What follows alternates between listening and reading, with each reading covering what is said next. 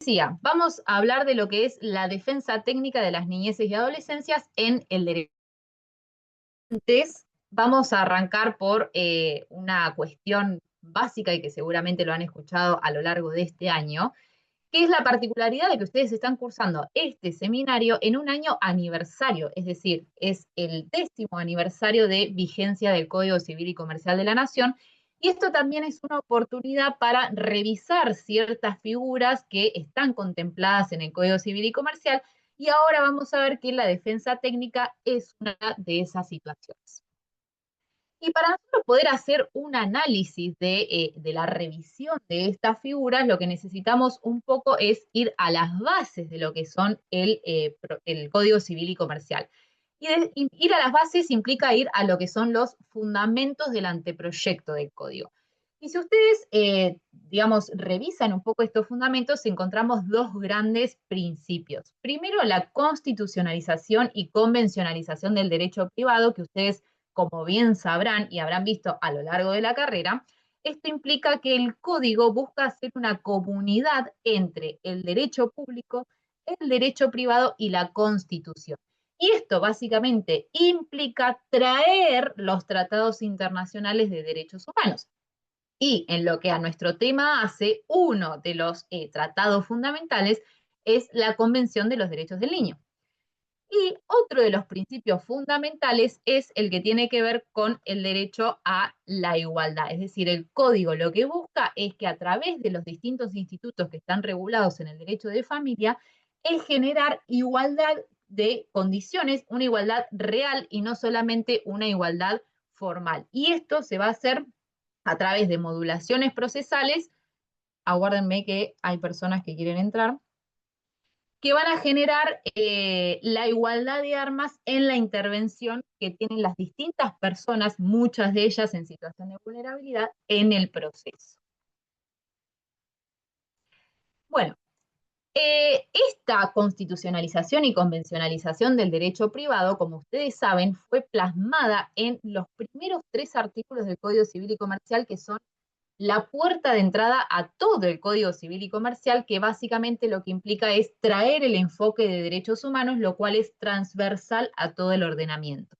Particularmente en el derecho de familias, este enfoque de derechos humanos lo que hace es que se hayan incorporado instituciones novedosas para nivelar asimetrías. Ustedes seguramente habrán visto del derecho de familia que una de las grandes incorporaciones fue la compensación económica. Y con la misma fuerza, lo que se generó fue la reversión de instituciones clásicas. Y ahora vamos a ver, acá estaría involucrada la defensa técnica.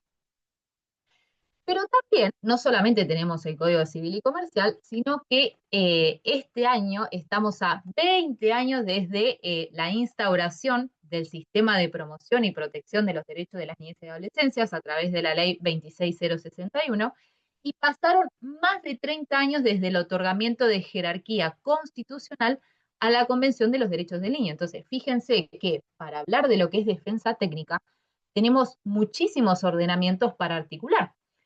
Entonces, vamos a tener leyes locales especiales, digamos, de cada provincia, vamos a tener los códigos procesales, vamos a tener la ley 26061, el Código Civil y Comercial y claramente la Convención sobre los Derechos de Niños, especialmente con el resto de los tratados de derechos humanos. Bueno, en este sentido, yo les dejo acá una pregunta como para empezar a conversar. ¿Qué ha sido de la teoría y de la práctica de un instituto tan fundamental para la protección y la garantía de los derechos de las niñeces y adolescencias como lo es la defensa técnica? ¿Por qué?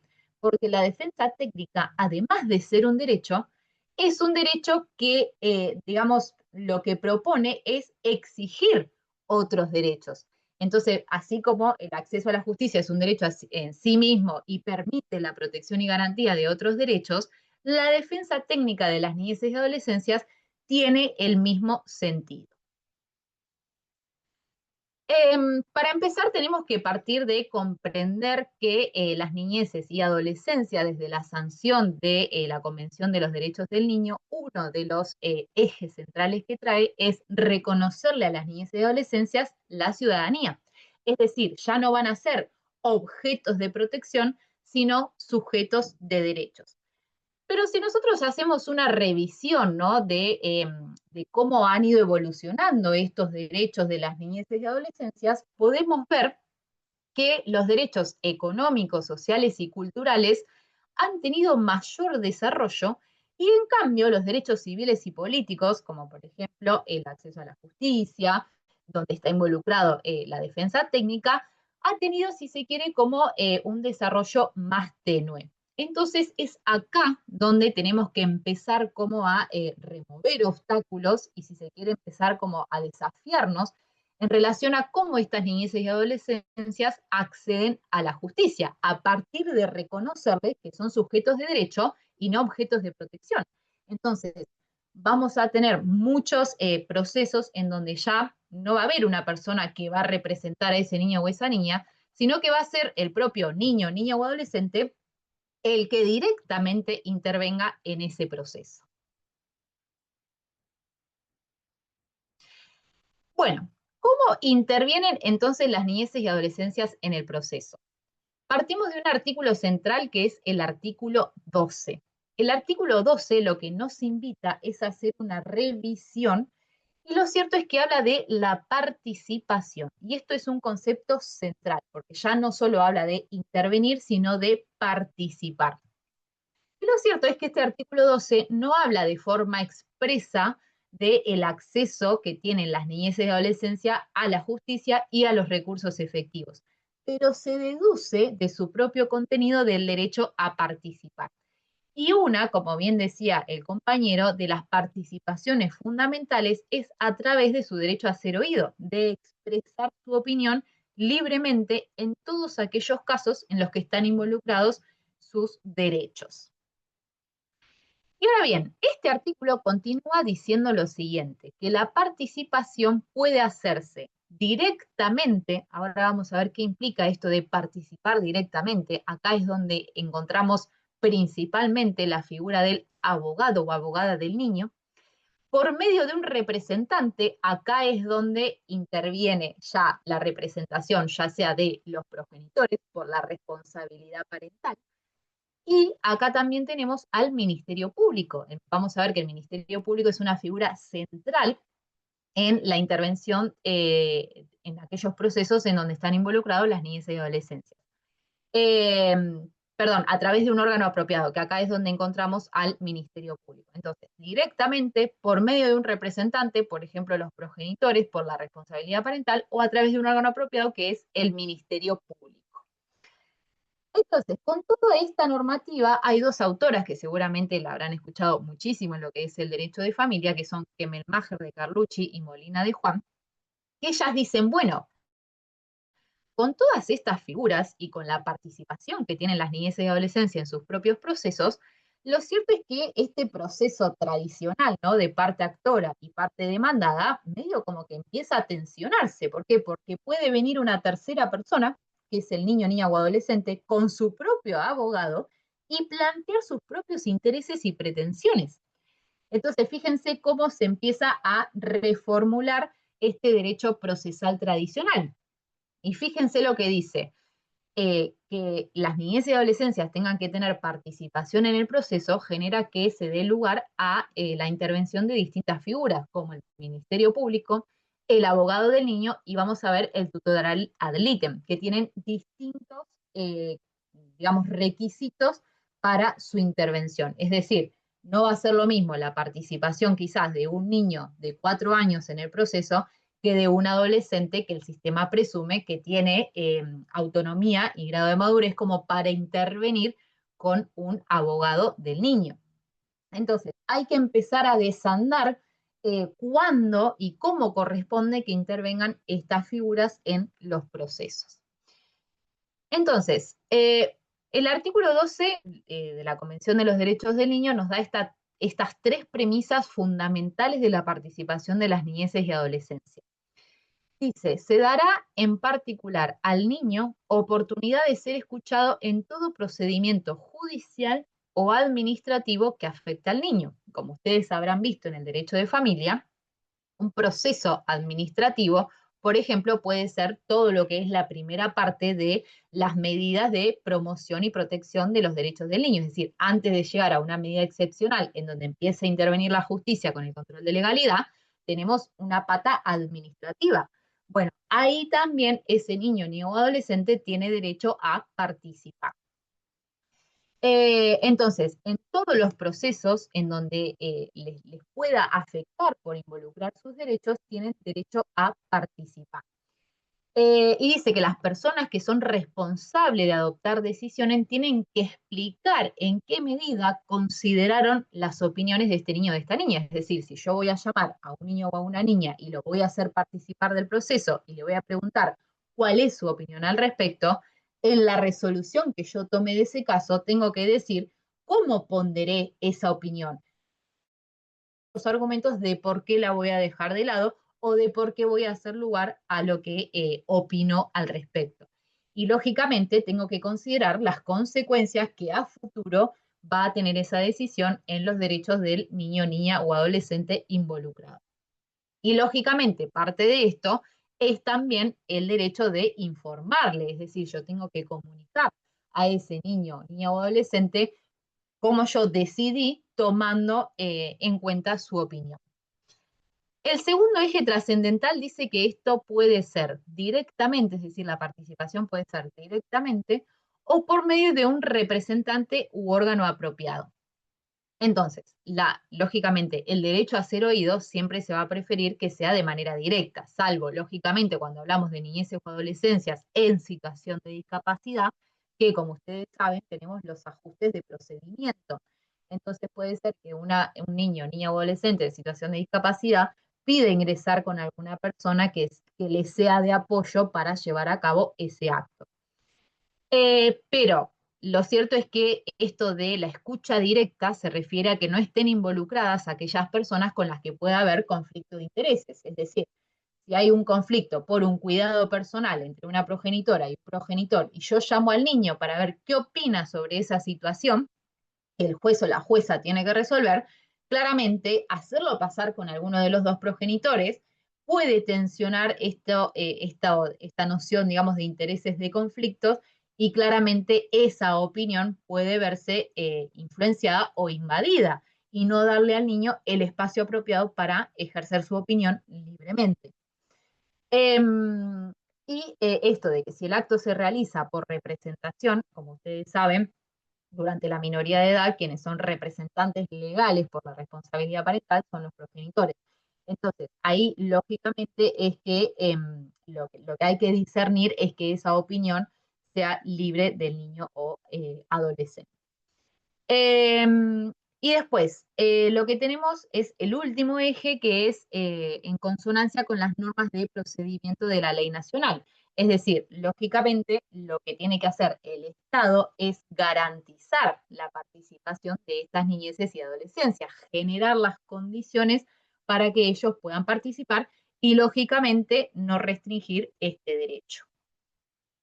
Bueno, esto nos lleva a que tengamos que generar lo que es un proceso plausible. Es decir, yo no puedo tomar al proceso tal y como está regido, porque como sabemos los procesos están regidos para la intervención de personas adultas.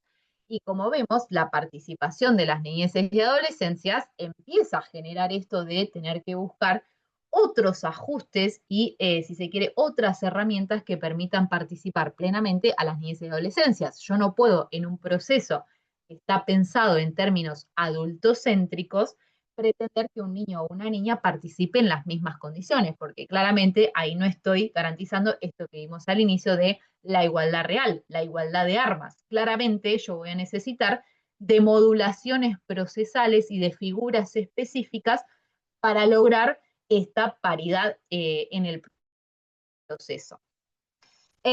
Bueno, una de las nociones principales para que un niño o niña pueda acceder a un proceso plausible, o sea, generar las condiciones para que pueda participar, es que sea informado. Es decir, yo no puedo llamar a un niño, niña o adolescente a que opine o que exprese lo que siente respecto de un asunto del cual no está informado.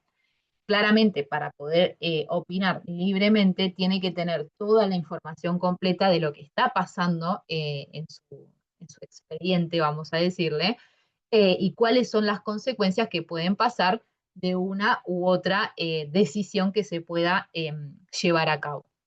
La voluntariedad, por supuesto, la participación de las niñez y adolescencias en el proceso es una facultad, es un derecho que tienen las niñez y adolescencias, y yo no puedo obligarlos a intervenir en el proceso si así no lo desean.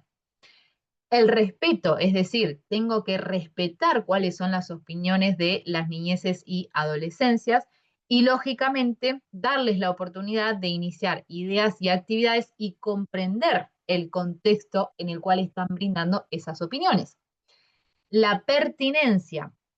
Las cuestiones en las que las niñeces y adolescencias tienen derecho a expresar su opinión deben ser de forma auténtica, o sea, son cuestiones de su propia vida. Entonces yo tengo que crear los espacios para el abordaje de esas cuestiones. La adaptación, esto es trascendental, como nosotros sabemos, los tribunales son espacios que en general no están adaptados para las niñeces y adolescencias.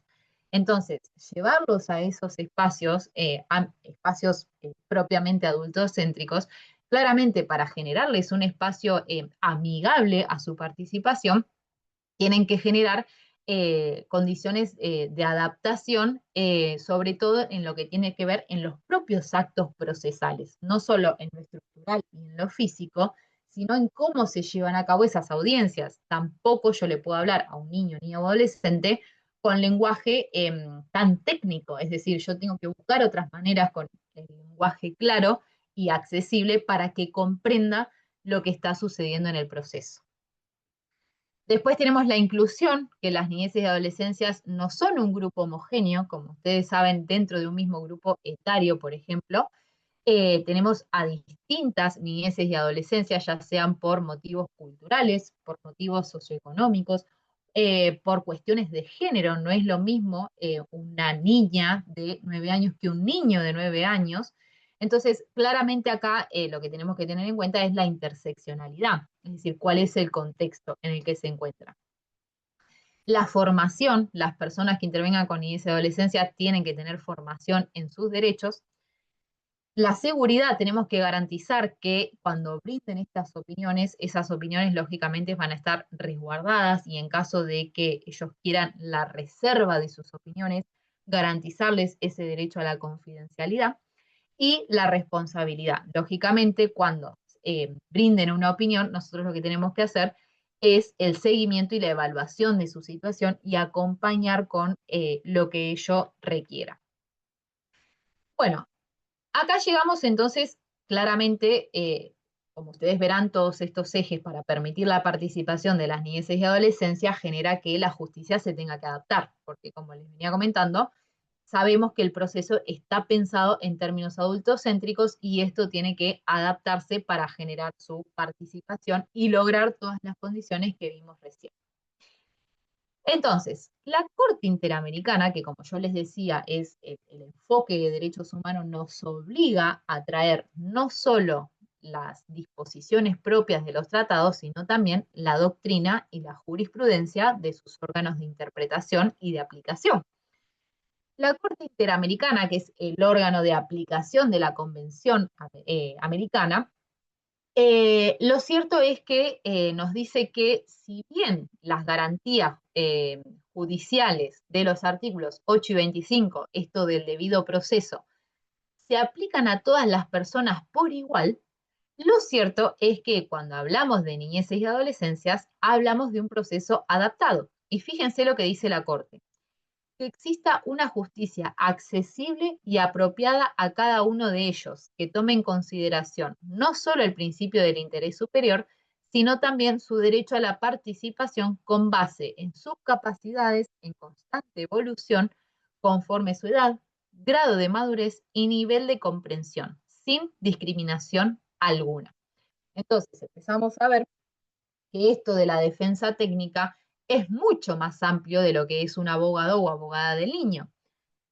Uno de los casos que atraviesa la República Argentina y que en la sentencia de la propia Corte se expide sobre lo que es la defensa técnica, es el caso de María y Mariano del año 2023. Fíjense lo que dice. Ustedes, les voy a hacer brevemente una reseña del caso, seguramente lo recordarán, el caso de María y Mariano, que era niña en ese momento. María estaba embarazada y producto de violencia sexual por parte de la pareja de su madre, ella queda embarazada. Lo cierto es que María fue obligada por el propio Estado a dar a su hijo en adopción. Lo cierto es que cuando nace Mariano, María se arrepiente, porque lo cierto es que el propio Estado actuó mal porque le hizo firmar un papel como que daba en adopción a Mariano, cuando Mariano todavía no había nacido y como bien sabemos, nuestro código no regula la guarda adoptiva de personas por nacer. Eh, lo cierto es que cuando nace Mariano, María dice, no, yo quiero a mi hijo, y de ahí se empezaron a derivar un montón de obstáculos de acceso a la justicia para María. Y lo cierto es que todos los órganos que intervinieron siempre se preocuparon por el interés superior de Mariano, pero se olvidaron del interés superior de María, que también era una niña. Y fíjense lo importante de este fallo, que empieza a hablar de cómo le violaron a María el acceso a la justicia en su condición de niña. Y acá empieza un poco la Corte Interamericana a explicar cómo es esta defensa técnica de las niñeces. Fíjense, los principios y actos del debido proceso legal constituyen un conjunto irreductible y estricto que puede ampliarse a la luz de los nuevos avances en el derecho de los derechos humanos. Las niñeces y adolescencias ejercen sus derechos de manera progresiva. Esto es fundamental, a medida que desarrollan un mayor nivel de autonomía personal y deben ser informados de su derecho a ser escuchados directamente o por medio de un representante si así lo desean. Al respecto, en casos en que se presenten conflictos de intereses entre la madre y el padre, es necesario que el Estado garantice en lo posible que los intereses de ese niño, niña o adolescente sean representados por alguien ajeno. Fíjense qué importante esto. Si bien los progenitores son quienes ejercen la representación de sus hijos durante la minoría de edad, lo cierto es que para asegurar esa participación en el proceso y cuando hay conflicto de intereses con ambos progenitores, tenemos que asegurarles una figura, una persona ajena a ese conflicto que logre que el niño o la niña pueda participar de manera libre.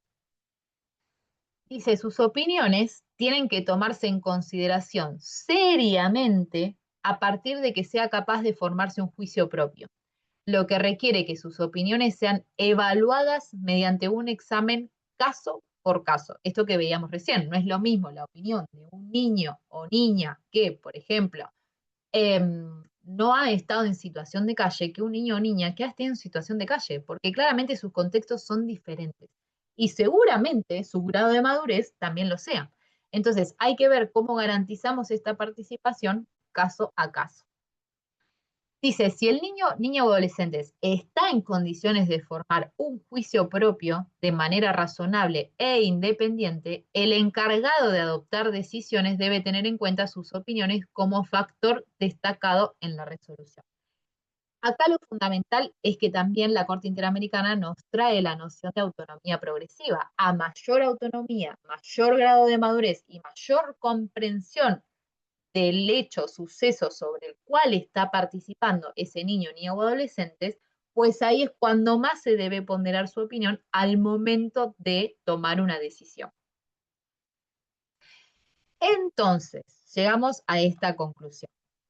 El ejercicio de los derechos y garantías procesales se acuerda sobre la base del equilibrio entre el interés superior y la autonomía progresiva, siempre con la debida consideración de la opinión personal del niño, niña o adolescente. Entonces, quiero que quede claro algo. Siempre y en todo momento el niño, niña o adolescente tiene el derecho a dar su opinión. Esto que conocemos como el derecho a ser escuchado. Ahora bien, Dependiendo de la autonomía progresiva, es decir, del grado de madurez y lógicamente ponderando si hay conflicto de intereses con sus progenitores, este niño o niña también va a poder intervenir con otras figuras que le permitan una intervención directa en el proceso. Y esto también, que es lo que hablábamos recién, evaluar caso a caso si la actuación de ese niño, niña o adolescente va a ser por derecho propio, acá es donde tenemos la figura del abogado o abogada del niño, por sus progenitores en representación, o la de una persona imparcial, como puede ser el tutor o tutora del ítem, que ahora vamos a ver qué es esa figura. Y tiene que ser capaz de representar debidamente los intereses de las niñeces y adolescencias en el proceso. Bueno, ¿cómo se traslada todo esto del cuerpo normativo internacional a el derecho argentino? En el derecho argentino tenemos la ley 26061 a nivel nacional, que en el artículo 27 nos habla de las garantías mínimas de procedimiento. Lo cierto es que en el centro vamos a tener el derecho a participar activamente y derivado de esa participación tenemos el derecho a ser oído, a que su opinión sea primordial en las decisiones que se adopten, a la asistencia letrada especializada y a recurrir las decisiones. Fíjense que tiene el derecho al recurso. Bueno, y de esto el Código Civil y Comercial toma nota y lo cierto es que nos trae esto de cómo vamos a articular la autonomía progresiva con la representación legal que ejercen los progenitores. ¿Por qué? Porque si me están diciendo que un niño, niña o adolescente, de acuerdo a su madurez suficiente y autonomía progresiva, puede intervenir en el proceso por derecho propio, esto significa que va a haber momentos en donde el niño o niña va a intervenir de manera directa defendiendo sus propios intereses. Entonces, como yo les decía, ya no vamos a tener en el proceso dos partes, actora y demandada. Va a aparecer una tercera figura que va a ser el niño, niña o adolescente con sus propias pretensiones. Bueno, el Código Civil y Comercial, el artículo troncal es el artículo 26. El artículo 26 lo primero que hace, como ustedes saben, es distinguir niñeces de adolescencias. Nos dice que a partir de los 13 hablamos de adolescentes.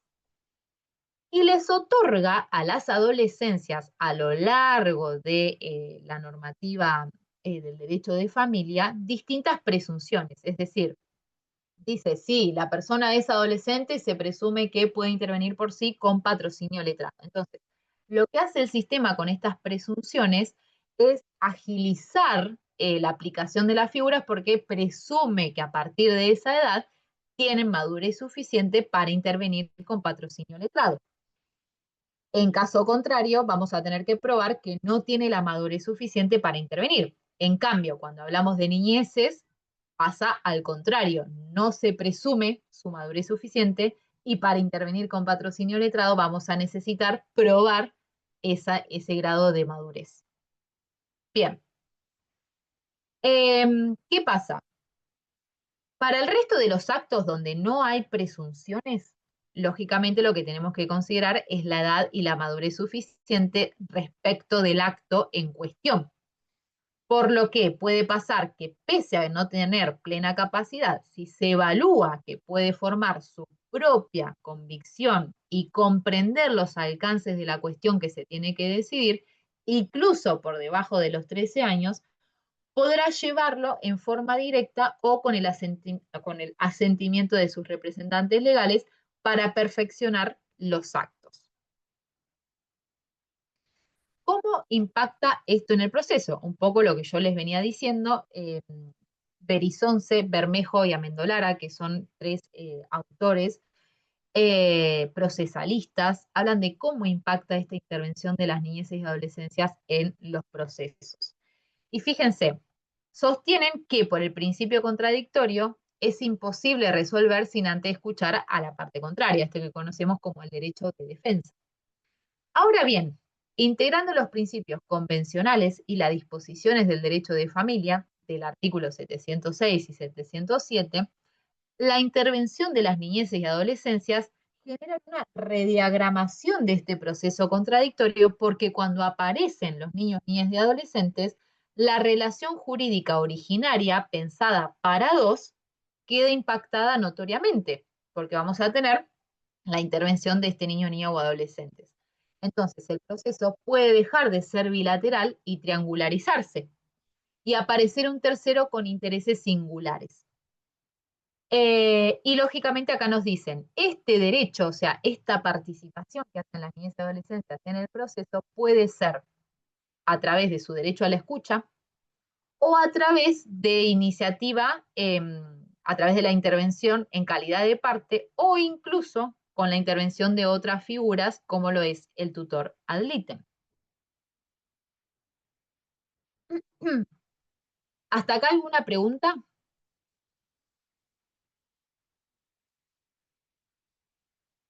¿Se va entendiendo? Bien. Em, Lo que tenemos, el tercer párrafo del artículo 26 recoge que sin condición alguna toda persona tiene derecho a ser oída, es decir, todo niño, niño o adolescente, no importa su edad, tiene derecho a ser oída. Y lógicamente esto es una de las formas de intervenir en el proceso. Esto también se replica en el artículo 707 derivado de los procesos de familia. La escucha, como bien sabemos, no es prueba, es decir, yo no puedo tomar a la escucha de las niñeces y adolescencias como una declaración testimonial. Es un acto propio de todos los procesos donde están involucrados los derechos de las niñeces y adolescencias y es un trámite más dentro del proceso, pero no constituye prueba. Es decir, nadie puede venir a impugnar esa opinión que un niño ni adolescente da libremente respecto de un asunto que lo involucra.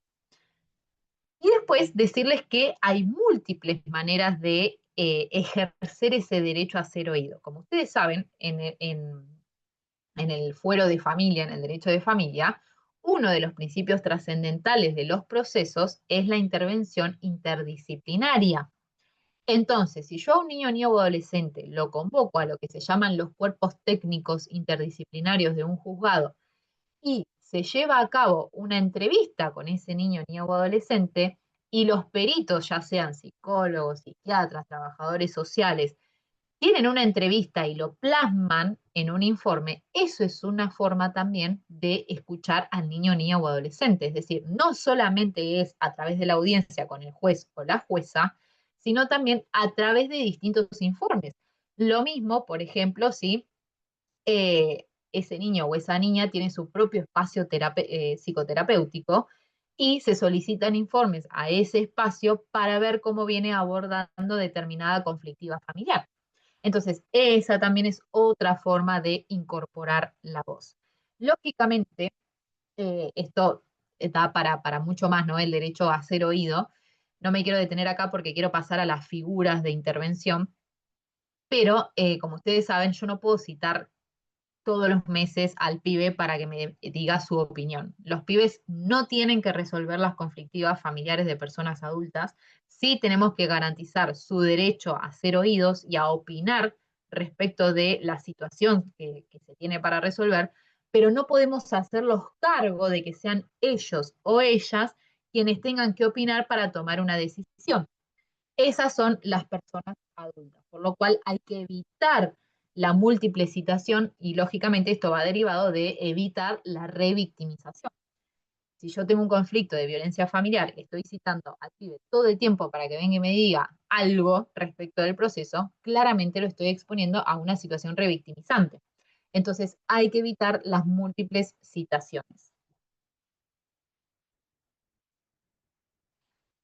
Bueno, la asistencia letrada. Entonces, como venimos diciendo, la participación de las niñeces y adolescencias tiene que generar una justicia adaptada, tiene que haber un proceso plausible que cumpla con todos esos requisitos que vimos, porque lógicamente para que las niñeces y adolescencias intervengan con paridad de armas y en condición de igualdad, yo tengo que adaptar ese proceso que está pensado siempre en términos adultocéntricos. Y vimos que una de las maneras de participar es a través del derecho a ser oído, es decir, a ser citado sin ningún tipo de limitación para que pueda expresar su opinión respecto de una situación. Ahora bien, Otras de las formas de participación es a través de distintas figuras. Como vimos, puede ser que sea por derecho propio. Y acá es donde tenemos la figura del abogado o abogada del niño, que es lo que conocemos como la asistencia letrada especializada en niñez y adolescencia. Ahora bien, yo les pregunto, ¿qué opinan a ustedes? ¿Cualquier niño, niña o adolescente puede tener un abogado o abogada del niño y constituirse en calidad de parte procesal? ¿Todos ya dieron procesal? Bien, saben entonces lo que es constituirse en calidad de parte, ¿no? O sea, todos los derechos, pero al mismo tiempo todos los deberes que tiene una parte dentro del proceso. ¿Qué opinan ustedes? ¿Cualquier niño, niña o adolescente puede intervenir con un abogado y ser calidad de parte en un proceso? ¿Qué se les viene a la mente después de todo esto que vimos, ¿no?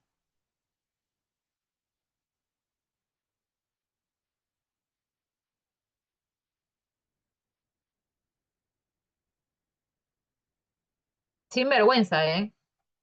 Lo que piensen.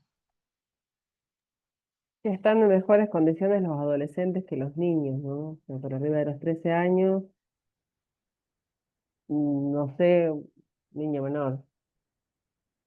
Bueno, eso puede ser un factor, como veíamos recién, vieron que yo les dije que el Código Civil y Comercial en el artículo 26 establece una presunción, que a partir de la adolescencia el sistema dice, bueno, para tales actos los adolescentes se presumen que tienen la madurez para poder hacerlo. Esto que dice Luciana es un factor, el código lo que dice es, bueno, a partir de los 13 años puede intervenir con asistencia letrada. Se presume que tienen la madurez para constituirse en calidad de parte. En caso de que no la tengan, esa presunción yo la tengo que dar vuelta probando que no tienen la madurez suficiente. Claramente, si el Código Civil y Comercial está diciendo que se presume para los adolescentes, entonces no se presume para los niños y niñas. Claramente lo que hace el código es decir, che, constituirse en calidad de parte en un proceso y tener cargas procesales en un proceso adultocéntrico requiere que un niño o niña tenga madurez suficiente, y esto acá la articulación con la autonomía progresiva, para constituirlo en calidad de parte. O sea, fíjense que si yo constituyo a un niño en calidad de parte, lógicamente eso irradia un montón de efectos dentro del proceso. Entonces yo voy a tener que evaluar si ese niño o esa niña tiene madurez suficiente para intervenir en esta calidad. Pues en caso de que no lo tenga, yo no lo voy a poner en esa situación de generarle cargas procesales y le voy a garantizar, sí, su intervención, pero con otras figuras más adaptadas a su situación. Entonces, ahora vamos a ir desandando cómo serían estos casos. Bien, como ustedes saben, y seguramente lo habrán visto en el derecho procesal, si no lo refrescamos, desde la normativa procesal, la capacidad para ser parte es el reflejo de la capacidad de derecho, por lo cual toda persona tiene la capacidad para ser parte. ¿Se entiende esto? ¿Esto lo recuerdan del derecho procesal? Capacidad para ser parte igual a capacidad de derecho. La capacidad de derecho la tienen todas las personas, entonces todas las personas tienen la capacidad para ser parte. Ahora bien, la capacidad procesal, que es la aptitud para ejercer actos procesales válidos, se corresponde con la capacidad de ejercicio. Y como nosotros sabemos, la capacidad de ejercicio, ahí hay distintas situaciones que tenemos que evaluar. ¿Cuáles son estas situaciones que tenemos que evaluar? Quien tiene capacidad procesal interviene en el proceso personalmente o a través de un representante convencional. Es decir, si yo tengo capacidad procesal, es decir, capacidad de ejercicio, si nosotros vamos al Código Civil y Comercial, nos dice que son incapaces de ejercicio las personas menores de edad de conformidad con el artículo 26, que ahora lo vamos a ver qué significa eso, y las personas que tienen algún tipo de restricción. Entonces, cuando yo tengo capacidad procesal, voy a intervenir en el proceso personalmente por derecho propio o a través de un representante convencional, o sea, a través de un abogado. Quien no tiene la capacidad procesal lo va a hacer a través de la representación legal. Y esto, como bien sabemos, las personas menores de edad, un representante legal puede ser su progenitor. Muy bien. Entonces, yo recién les decía, para generar actos procesales válidos necesitamos de la capacidad de ejercicio. El código nos dice que son incapaces de ejercicio las personas menores de edad, pero esto nos remite al artículo 26. El Código Civil y Comercial dice que son incapaces de ejercicio las personas que no cuentan con la edad y grado de madurez suficiente y van a ejercer por medio de sus representantes los derechos, es decir, por medio de los progenitores o de tutores en caso de que no haya progenitores que ejerzan la responsabilidad parental. Entonces, ¿las niñeces y adolescencias no podrían intervenir por sí en los procesos que los involucran? Bueno, esto ya lo vimos hace un ratito, ustedes opinaron y dijeron claramente que no. Yo no puedo tomar tan tajante eso de que si no tiene la edad suficiente no va a poder intervenir en los procesos que los involucran. Porque claramente yo, además de la edad, tengo que analizar la madurez suficiente y la autonomía progresiva.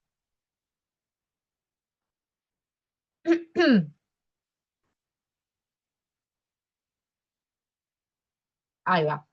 Em, el artículo 24, que es este que nos dice de que se ejerce las niñeces y adolescencias ejercen a través de sus representantes legales, lo cierto es que nos remite al artículo 26. Y este artículo 26 nos habla de ponderar la autonomía progresiva. ¿Qué dos cuestiones tengo que tener yo en cuenta para saber si un niño o niña, porque ya vimos que para los adolescentes se presume? ¿Qué dos nociones tengo que tener yo en cuenta para saber si un niño o niña menor de 13 años puede intervenir en calidad de parte procesal, es decir, con un abogado o abogada del niño? De la lectura del artículo 26 surgen estas dos cuestiones. Primero, la exigencia de que existan conflictos de intereses. Es decir, el código me dice, las personas menores de edad van a ser representadas por sus progenitores. Entonces, si en un juicio, por ejemplo, de daños y perjuicios, el niño o niña está representado por su progenitor, yo no voy a hacerlo intervenir con un abogado del niño. ¿Por qué? Porque ya sus intereses están representados por sus propios progenitores. Entonces, no hace falta que yo llame a otra figura para que el niño ingrese al proceso, porque incluso capaz que tampoco quiere ese niño o esa niña ser parte del proceso. Sí, como siempre vimos, garantizarle su derecho a ser oído o oída. Eso es independiente de la figura del abogado o abogada del niño. Entonces, tengo que corroborar de que haya conflicto de intereses. ¿Por qué? Esto, si coinciden con los de sus progenitores, entonces ellos ya están representados por sus progenitores. La segunda cuestión que tengo que tener en cuenta para niños y niñas e intervenir con patrocinio letrado es evaluar la madurez suficiente para el caso en concreto. Es decir, si yo lo voy a constituir en calidad de parte con asistencia letrada, esto implica que el niño o la niña tiene que estar en condiciones de darles directivas a su abogado o abogada, saber de qué va el proceso. Porque si no cuenta con esa madurez suficiente, claramente el niño o niña tiene que intervenir con otra figura y no con la de abogado o abogada.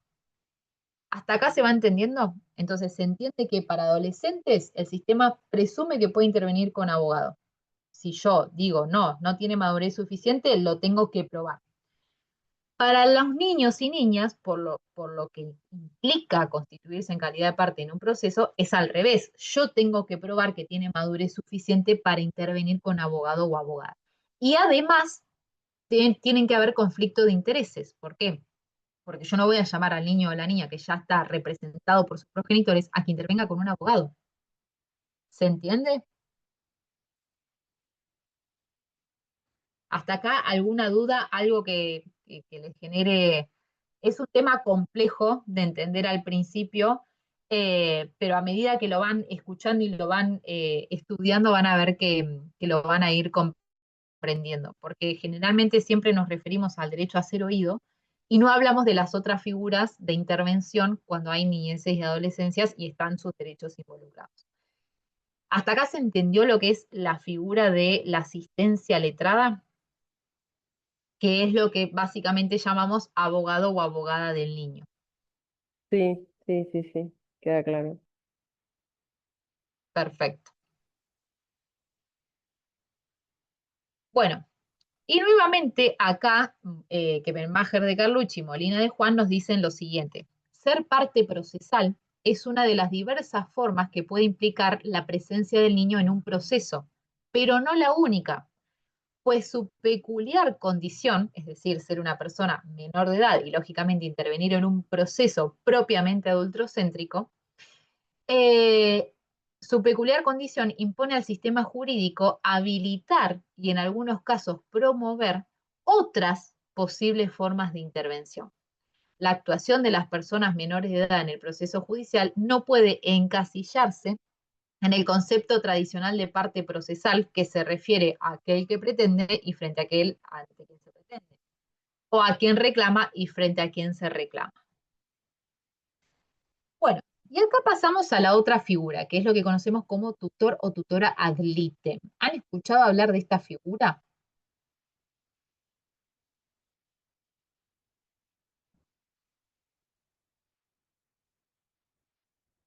¿Nadie la escuchó?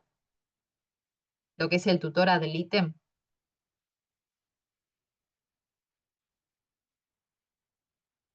Bueno, para aquellos niños y niñas que no tienen madurez suficiente y que en un proceso hay conflicto de intereses con sus representantes legales, que puede ser ya sea un tutor o sus progenitores, porque como bien sabemos, cuando no está las personas que ejercen la responsabilidad parental, nos vamos a la figura de la tutela. La tutela como aquella figura que de personas, digamos, que ejercen los deberes propios de la responsabilidad parental. Este tutor ad litem es un tutor para un caso en particular, es decir, el tutor ad litem no suple o no, digamos, no interviene, no es contrapuesto a la tutela misma de lo que sería de aquellas personas que ejercen los deberes propios de la responsabilidad parental, ¿se entiende? De la tutela general. El tutor ad litem es para un caso en particular. Cuando hablamos de la defensa técnica y hay niños y niñas que no tienen madurez suficiente y hay conflicto de intereses en un proceso, va a intervenir a través del tutor ad litem. Lo mismo para aquellos adolescentes respecto de los cuales demos vuelta a esa presunción. Vieron que yo les dije, si son adolescentes, el código presume que tiene capacidad para intervenir con abogado o abogada del niño, es decir, con patrocinio letrado. Para dar vuelta a esa presunción, yo tengo que probar que no tiene madurez suficiente. Entonces, si hay un adolescente respecto del cual se prueba que no tiene madurez suficiente para ese acto, también va a intervenir con tutor ad litem, que es otra de las figuras con las cuales pueden participar en el proceso. Bien, acá nos dice, el tutor ad litem va a intervenir a través de designación judicial cuando hay conflicto de intereses entre los niños, niñas y adolescentes y sus representantes, no siendo necesario cuando el representado es un adolescente que pueda actuar por sí con asistencia letrada, esta presunción de la que les hablaba recién. Esta figura es una persona profesional del derecho que se designa para representar a estas personas menores de edad cuando no tienen madurez suficiente para intervenir en forma autónoma y constituirse en calidad de parte. Y esto que yo les decía, que actúa exclusivamente para ese único acto, es decir, no va a reemplazar en las restantes esferas de la vida de la persona, del niño o niña. Solo es para ese acto, para intervenir en el proceso en el cual el niño o niña tiene que participar y hay conflicto de intereses. Entonces, puede coexistir con la tutela general y con la responsabilidad parental. ¿Se entiende? Bien. Lo cierto es que este tutor ad litem es una figura que viene ya del código de Vélez y que muchas veces se toma como una figura, si se quiere, como un poco atrasada y que en cierto punto viene como a representar a ese niño o a esa niña Y lo cierto es que choca con esto que yo les estoy diciendo de llevar la voz de ese niño, de esa niña al proceso y no representar. Es decir, que el propio niño o niña pueda llevar libremente esa opinión, ya sea a través de un abogado del niño o en este caso a través de un tutor ad litem. Pero lo cierto es que, como yo les decía, el propio Código Civil y Comercial se vio atravesado por lo que es el enfoque de derechos humanos. Entonces, este enfoque de derechos humanos también le aplica a esta figura del tutor ad litem. Entonces hay que hacer una revisión y una reinterpretación de esta figura.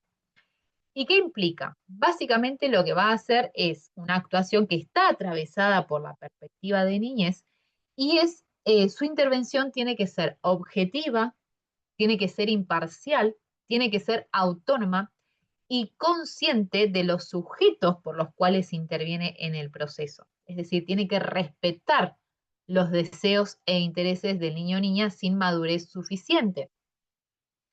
Y lógicamente tiene que estar adaptadas a sus características personales. ¿Por qué? Porque si yo estoy diciendo que un niño o una niña no tiene la madurez para intervenir con un abogado, entonces claramente el tutor ad litem va a tener que adaptar ciertas cuestiones del proceso para poder desentrañar cuál es la voz o cuál es la opinión de ese niño o de esa niña en el proceso. ¿Se entiende? Entonces, claramente esta es una figura que también tiene que actuar de oficio, es decir, tiene que impulsar el proceso a través de los intereses que tiene ese niño o esa niña en esa situación en particular, y lógicamente tiene que ser una figura cercana a ese niño o esa niña, tiene que generar las condiciones de adaptación para lograr este vínculo con el niño respecto del cual va a intervenir. Bien, hasta acá, ¿cómo vamos? ¿Alguna duda? ¿Algo que quieran preguntar? Aprovecho para tomar un poco de agua.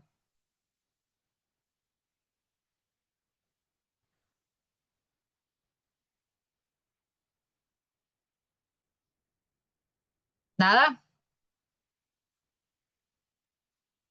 No, profe, por ahora todo muy claro. Hay cosas que siento que recordaba y otras que, bueno, está bueno. eh, Refrescar. sí, sí. Bien. Natalia, querías hablar, creo que te había visto mover. Tengo una pregunta. Sí, a ver.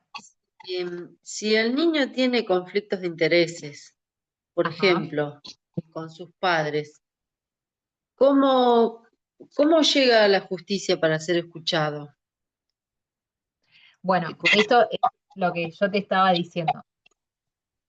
El derecho de familia, el proceso propio de familia a partir del artículo 706 del Código Civil y Comercial y principalmente esto derivado del artículo 12 que nos dice que las niñeces y adolescencias tienen que intervenir en todos los asuntos, en todo, viste lo que vimos al inicio, en todos los procesos judiciales y administrativos. El juez, ni bien le llega, por ejemplo, una demanda de una progenitora que le reclama al progenitor el cuidado personal del niño o de la niña, ya el juez está al tanto de que ahí hay un niño o una niña o un adolescente involucrado.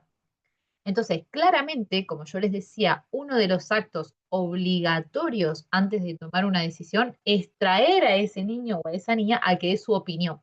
Esta opinión es claramente sin límite etario y lógicamente siempre que quiera, es un derecho, no es un deber. Y acuérdense que yo les dije que el derecho a ser oído no es prueba, es un trámite dentro del proceso, un trámite obligatorio, generarle al niño el espacio para que pueda traer su voz. Ahora bien, esa es una forma de participación a través del derecho a ser oído o oída. Pero lo que yo les estaba diciendo también es que ese niño o esa niña, cuando hay conflicto de intereses y también quiera intervenir en el proceso por sí, lo puede hacer a través de la figura del abogado o abogada del niño. Pero esto requiere que ellos tengan la madurez suficiente, que está presumida para los adolescentes, pero no así para los niños y las niñas, ¿sí? Cuando no tienen esa madurez suficiente, tenemos la figura del tutor ad litem. Entonces, participación a través del derecho a ser oído siempre. Pero también tenemos estas otras figuras cuando hay conflictos de intereses que lo que nos permiten es traer al niño para escuchar, desentrañar cuál es su opinión al respecto, porque puede ser que digamos, su opinión entre en conflicto con la de sus propios progenitores. ¿Se entiende? Sí, Yo tengo perfecto. otra pregunta, Camila. Sí, Eh, decime. ¿Quién y cuándo puede entender que no tiene la madurez suficiente como para, o sea, que esta presunción de madurez del adolescente no está presente en ese adolescente y Bien, que es necesario evaluarla para ver si puede participar a través de asistencia letrada? perfecto. Esto lo puede plantear, por ejemplo, el Ministerio Público. Ahora vamos a ver cómo interviene esta asesoría de menores e incapaces, que es un órgano que en principio está para controlar que se cumplan los derechos y garantías de los niños en los procesos. Otra puede ser que un progenitor diga, che, mi hijo no tiene la madurez suficiente para intervenir con un abogado del niño. ¿Y qué se les ocurre a ustedes? ¿Cómo podemos determinar la madurez suficiente, tanto de un niño para que pueda actuar con patrocinio letrado, como para dar vuelta a la presunción del adolescente? ¿De quiénes nos podemos valer para saber si tiene madurez suficiente un niño, niña o adolescente dentro de los procesos de familia? Con una intervención disciplinaria, interdisciplinaria. Exactamente. Ustedes saben, como les decía al inicio, que en los procesos de familia es trascendental los cuerpos técnicos interdisciplinarios. Lo mismo que en los procesos administrativos, como ustedes saben, las medidas excepcionales de protección de derechos, los órganos administrativos, lo que acá en la provincia de Buenos Aires conocemos como los servicios locales, tienen sus propios equipos técnicos. La ayuda de la interdisciplina es trascendental. Yo, como abogada, quizás pueda hacerle preguntas para saber si ese niño está comprendiendo qué es lo que está pasando en este proceso, si quiere intervenir con un abogado, si no. Bueno, yo como abogada no tengo todas las herramientas que puede tener, por ejemplo, un psicólogo o un trabajador social o un psiquiatra para poder determinar esa madurez suficiente, ¿sí? Claramente, valerse de la interdisciplina es trascendental. ¿Respondí tu pregunta, Luciana? Perfecto. Sí, sí, claro. ¿Alguna otra?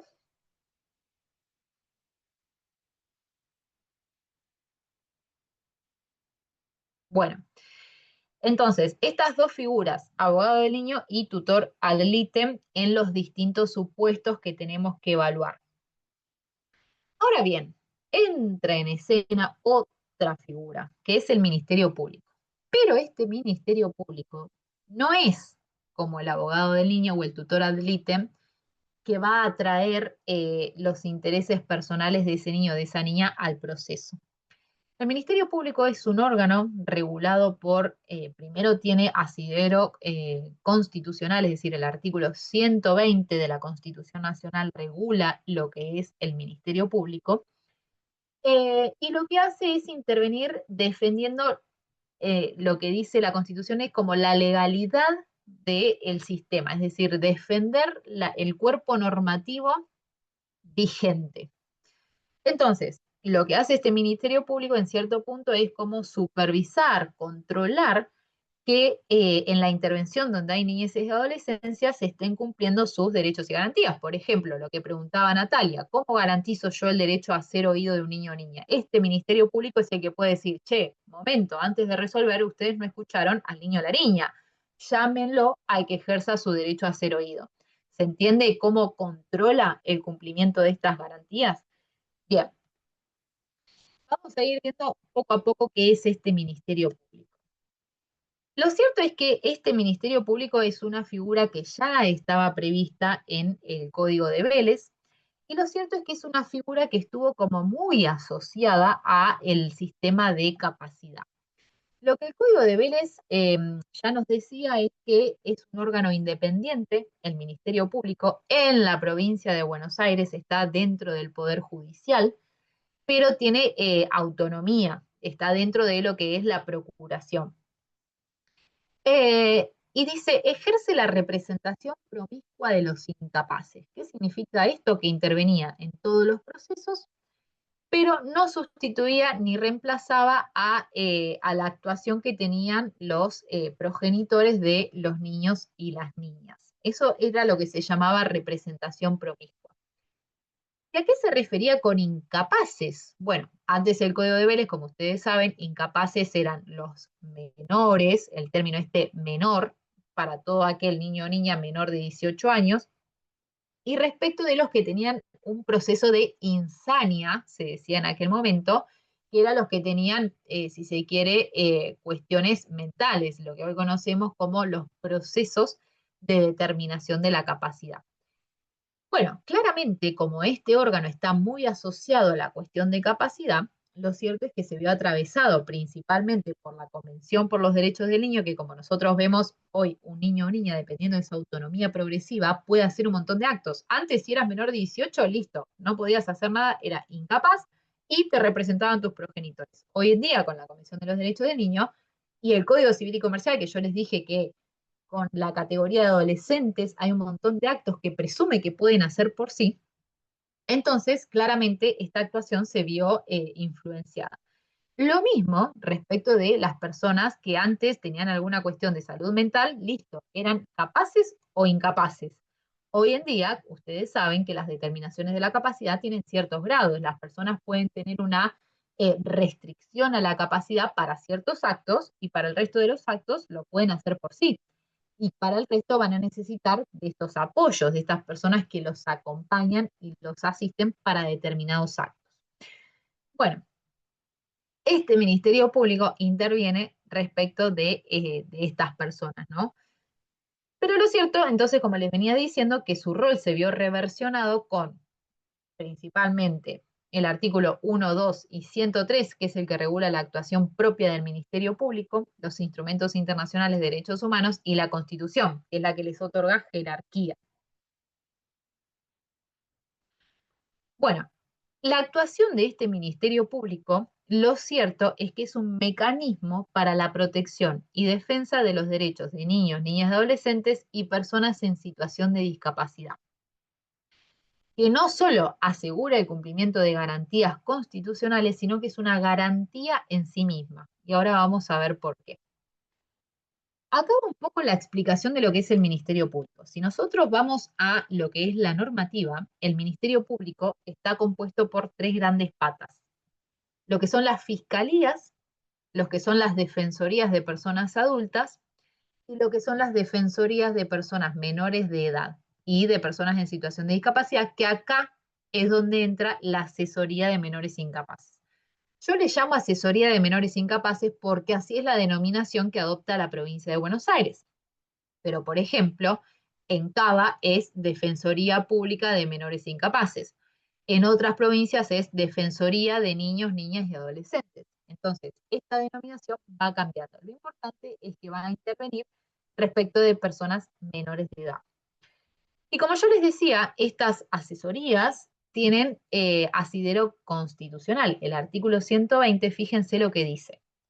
Tiene por función promover la actuación de la justicia en defensa de la legalidad de los intereses generales de la sociedad. Fíjense, medio como chino el vocabulario, es un poco esto que les decía, ¿no? El Ministerio Público se encarga de supervisar la legalidad de los distintos actos que se van tomando de conformidad con la normativa vigente. Pero ahora bien, una asesoría interviene respecto de niños, niñas y adolescentes, y como yo les dije, interviene en casos concretos. Seguramente ustedes habrán visto en materia de filiación que una de las normas trascendentales del Código Civil y Comercial es que no se puede tener más de 2 vínculos filiales. Ustedes saben que esa norma ha sido ampliamente planteada por inconstitucional, con lo que conocemos como triple filiación. Es decir, que no solo va a haber 2 vínculos, sino 3. Entonces, el Ministerio Público, a través de estas asesorías de menores e incapaces, si en un proceso en donde tiene que contemplar el interés superior del niño y este niño nos dice, para mí estas 3 personas son mis papás y mis mamás, ¿qué hace? Tiene que conservar la legalidad de la norma y decir, no, el Código Civil y Comercial me dice que no puede haber más de 2 vínculos filiales, me opongo, o puede decir, che, esta norma para el caso concreto es inconstitucional. ¿Qué opinan ustedes? Fíjense que es el marco legal de la República Argentina. ¿A qué le suena ese marco legal de la República Argentina? ¿Qué tenemos que incluir, además del derecho interno? El internacional. Claro. Exacto. Entonces, si yo tengo principios, por ejemplo, el interés superior del niño, y ese interés superior del niño se condice con esta triple filiación, bueno, claramente el actuar de este Ministerio Público va a tener que estar en consonancia con ese interés superior. Fíjense cómo siempre hay que articular el derecho internacional con la normativa interna. Seguimos avanzando en el Ministerio Público. Bueno, acá otra de las cuestiones que les decía en relación a esto, ¿no? De evaluar los casos en concretos, el propio Código Civil y Comercial en el artículo 1 nos dice que va a regir casos con personas concretas, con contextos concretos, con situaciones particulares. Entonces, lo que hay que evaluar ahí es cómo atraviesa esa norma a esa situación familiar en concreto. Bueno, como les decía, el Ministerio Público, específicamente las asesorías, intervienen respecto de personas menores de edad y personas con capacidad restringida y excepcionalmente declaradas incapaces. Ustedes saben que declarar incapaz a una persona es el caso excepcional. Ahora bien, este Ministerio Público en las distintas provincias, como les mencionaba, tiene distinta denominación y distinta actuación. Distinta denominación porque algunos lo llaman defensoría y otros asesorías. En la provincia de Buenos Aires, el artículo 38 de la ley 14.442 es el que establece las funciones de las asesorías de incapaces. Y ahora, cuando las vayamos nombrando, van a ver que este órgano tiene una función amplísima e interviene en un montón de situaciones. Les quiero dejar en claro que en todo proceso donde hay niño, niña o adolescente interviene la asesoría, pero como les decía, no es un órgano que va a intervenir representando intereses o sea, no va a intervenir trayendo o defendiendo los intereses personales del niño o de la niña, sino esto, custodiando que se cumplan, que se garanticen y que se protejan sus derechos, ¿sí? Dice, el Ministerio Público interviene en todo asunto judicial o extrajudicial. Fíjense acá cómo amplía la actuación, no solo a procesos, sino también lo extrajudicial. Cuando las leyes lo dispongan, bajo pena de nulidad. Tiene la función de tomar contacto inmediato y directo con las personas por las cuales interviene, es decir, niños y adolescentes y personas en situación de discapacidad. Asistirlos en las audiencias, peticionar en nombre de ellos por propia iniciativa cuando carezcan de representantes o existan entre estos y los incapaces un conflicto personal u oposición de intereses, o resulte necesario para impedir la frustración de los derechos. Tomar contacto con la comunidad y visitar a estas personas en los dispositivos en los cuales pueden ser alojados. Por ejemplo, los niños cuando se adopta una medida excepcional de protección de derechos y es alojado en un hogar, o, por ejemplo, respecto de personas vinculadas atravesadas, perdón, por salud mental, que estén en dispositivos de salud mental, ¿sí? Bien. El artículo 103 del Código Civil y Comercial es el que regula la actuación del Ministerio Público y nos dice que ejerce la debida representación y asistencia de las personas menores de edad y personas en situación de discapacidad. La intervención puede ser judicial y dentro de la judicial puede ser complementaria. La complementaria es la regla, es decir, va a intervenir en todos los procesos donde hay niños y niñas involucrados y de todos los fueros e instancias, es decir, en toda oportunidad tiene que estar el Ministerio Público. Y después tenemos la principal. La principal es aquella intervención que tiene el Ministerio Público cuando sus progenitores no ejercen los derechos que tienen que ejercer para la protección y garantía de las niñeces y adolescencias, o cuando no tienen estos representantes y es necesario encontrar un representante. Por ejemplo, un niño o niña que se ha encontrado en la calle y respecto del cual se adopta una medida excepcional de protección de derechos y se desconoce quiénes son sus representantes legales, bueno, ahí claramente es donde el Ministerio Público adopta esta función principal. Y después tenemos el caso de la intervención extrajudicial. ¿Cuál es la intervención extrajudicial? El Código Civil y Comercial, en el último párrafo, nos dice que es aquella actuación que tiene lugar cuando hay ausencia, carencia o inacción de los representantes legales y están comprometidos los DESCA, es decir, los derechos económicos, sociales, culturales y ambientales. Y ustedes se preguntarán, ¿qué tipo de intervención puede tener lugar con estas características? Bueno, hay un tipo de intervención que el Código Civil y Comercial regula específicamente, que si bien no está vinculada a DESCA, es un tipo de intervención que realza el rol del Ministerio Público en relación a la filiación. Como ustedes saben, o quizás no lo saben porque no lo estudiaron, el Código de Vélez antes disponía que para fijar la filiación paterna en aquellos casos de uniones extramatrimoniales, lo que solicitaba es del consentimiento de la progenitora para fijar la filiación paterna. Claramente esto iba en contra de lo que es el derecho a la identidad, porque lógicamente no se necesita del consentimiento del otro progenitor para acceder al derecho a la identidad. Y lógicamente, no solo fijando la filiación paterna, yo voy a garantizar el derecho a la identidad, sino todos los derechos que se derivan de la responsabilidad parental. Por ejemplo, poder exigir alimentos. Entonces, tomando, digamos, modificando en realidad con todas las críticas que tenía el Código de Vélez en este sentido, lo cierto es que el Código Civil y Comercial, en el artículo 583, nos dice lo siguiente: si un niño o niña es inscripto en el registro civil, lo que conocemos como registro de las personas en la provincia de Buenos Aires, solo con la filiación paterna, lo que tiene que hacer el registro es llamar a esa progenitora, hablarle del derecho a la identidad de su hijo y que brinde datos en relación a quién es el presunto progenitor.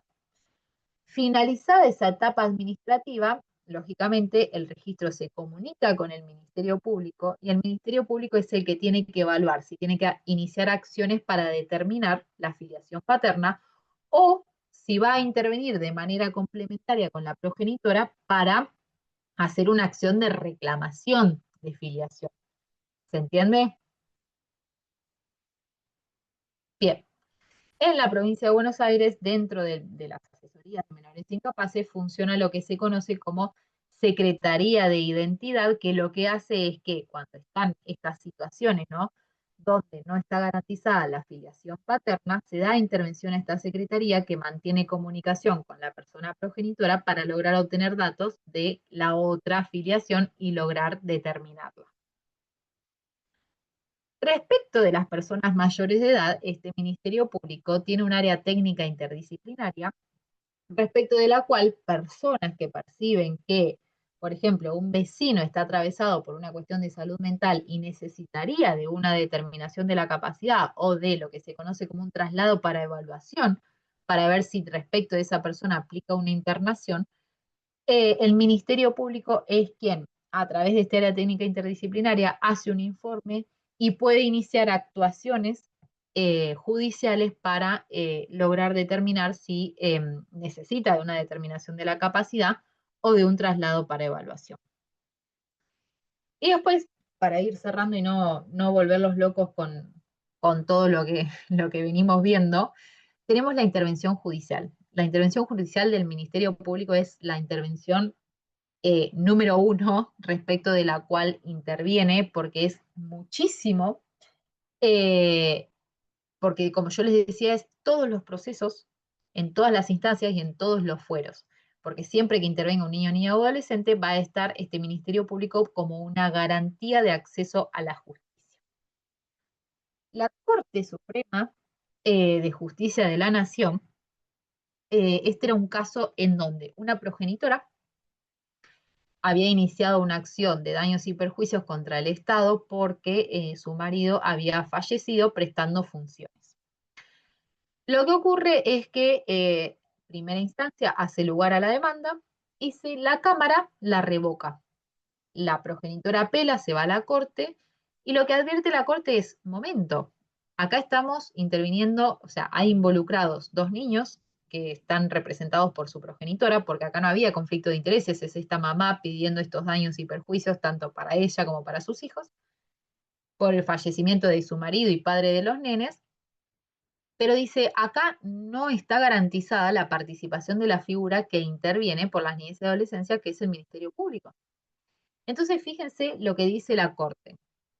¿Qué pasa? Cuando interviene este defensor de menores, lo que dice es, plantea la nulidad porque dice, a mí no me dieron intervención en ningún momento del proceso y lo cierto es que eso vulnera la garantía de acceso a la justicia de los niños, niñas y adolescentes.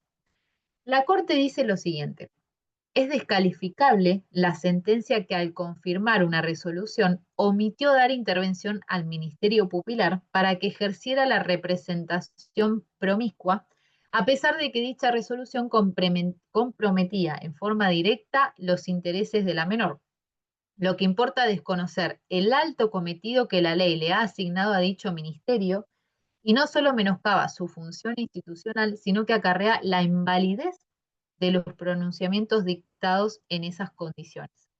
La falta de intervención del Ministerio Público compromete las garantías de defensa en juicio, debido proceso, de acceder a la justicia en un pie de igualdad y el derecho a ser oído. Fíjense qué importante lo que dice la Corte.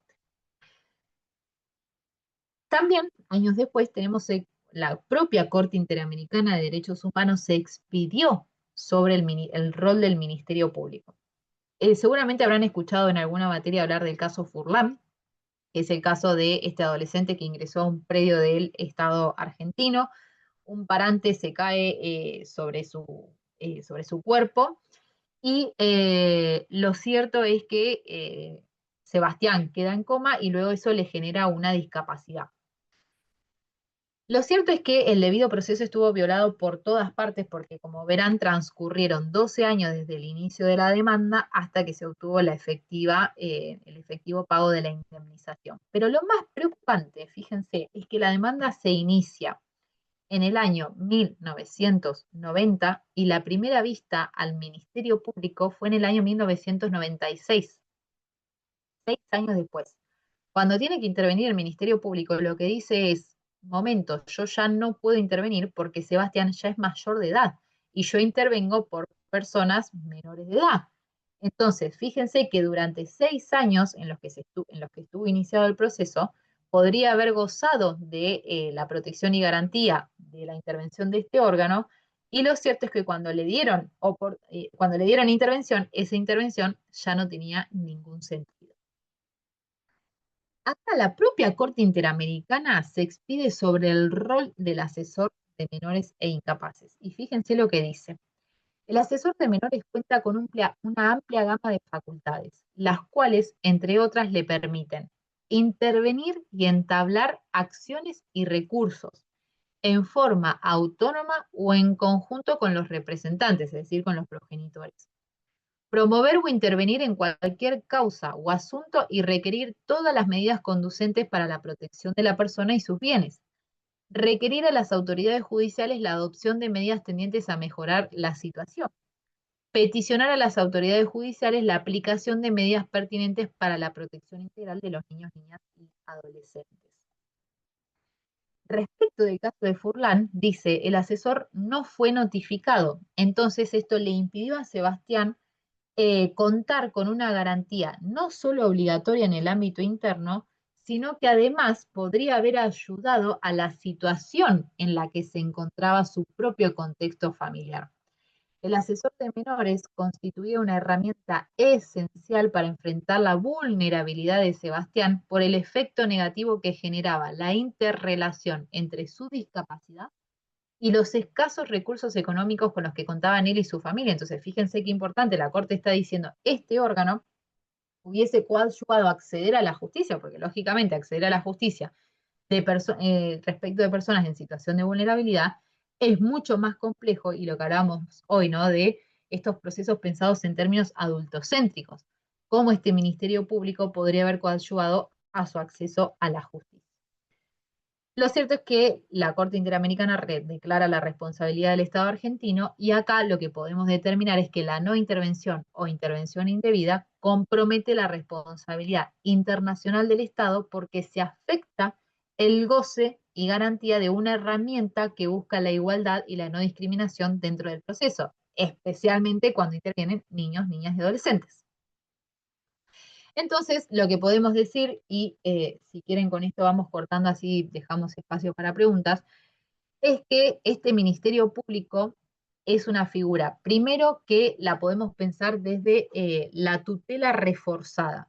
Esto de las tutelas reforzadas, ¿por qué? Porque dentro de lo procesal, esto, ¿no? de procesos pensados en términos adultocéntricos, capacitistas y patriarcales, hace que las niñeces y adolescencias, cuando hay involucradas cuestiones de capacidad, género, hace que se compense esta desigualdad de armas y se permita su efectiva participación.